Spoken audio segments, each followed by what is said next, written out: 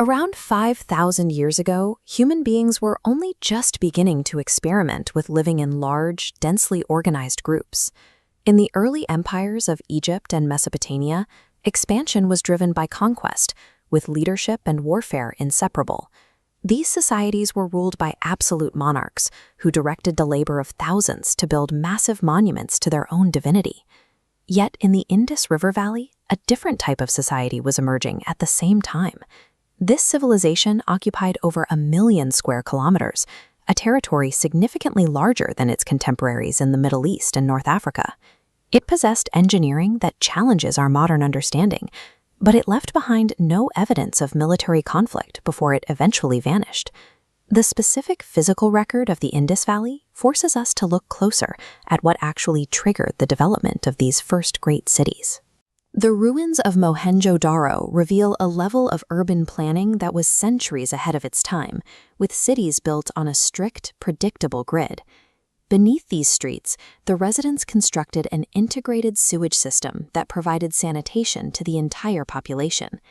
Archaeologists have found that almost every private residence had its own bathroom and a vertical drainage pipe made of baked clay. On the street level, these drains were sealed with removable stone slabs, allowing the city to manage waste and suppress disease in a dense urban environment. The most prominent structure in Mohenjo-Daro was the Great Bath, a massive public water complex designed for communal use.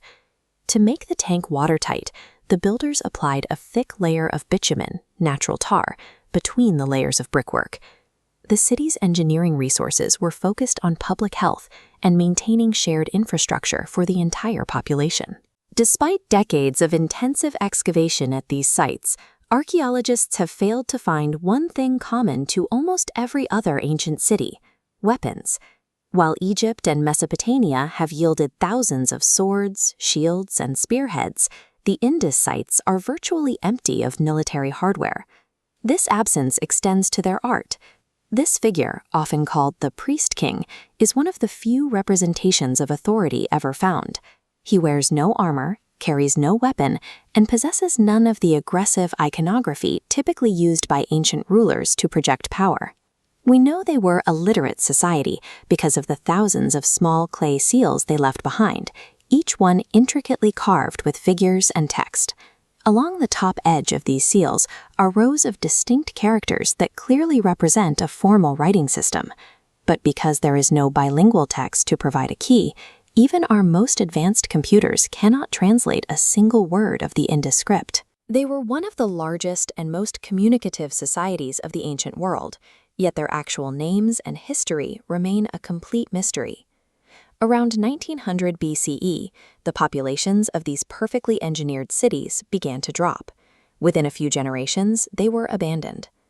One leading theory suggests that tectonic shifts caused the rivers to change their course, cutting off the water supply required to sustain such a large population.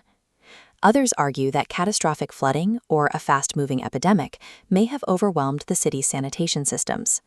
The vibrant urban centers were left to decay, eventually buried under centuries of silt and sand.